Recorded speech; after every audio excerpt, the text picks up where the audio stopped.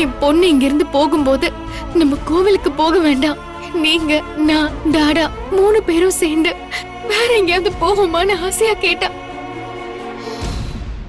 நான் அவளை அப்படி எங்கேயாச்சும் கூட்டிட்டு போயிருக்கலாம். அப்படி போயிருந்தா என் பொண்ணை நேரம் தப்பிச்சிருப்பான்ல. நான் தான் தப்பு பண்ணிட்டேன். நான் தான் ரொம்ப தப்பு பண்ணிட்டேன்.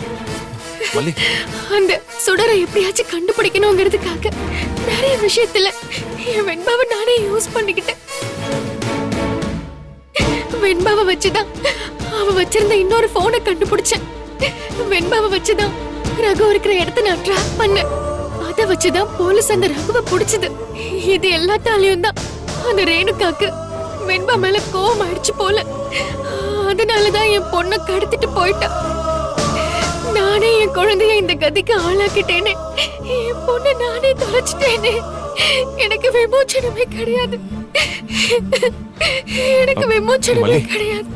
மல்லி மல்லி மல்லி மல்லி என்னாச்சு மல்லி? மல்லி மல்லி இங்க பாரு மல்லி. மல்லி இங்க பாரு மல்லி. ஏய் மல்லி இங்க பாரு மல்லி. மல்லி மல்லி இங்க பாரு மல்லி. மல்லி என்னாச்சு மல்லி?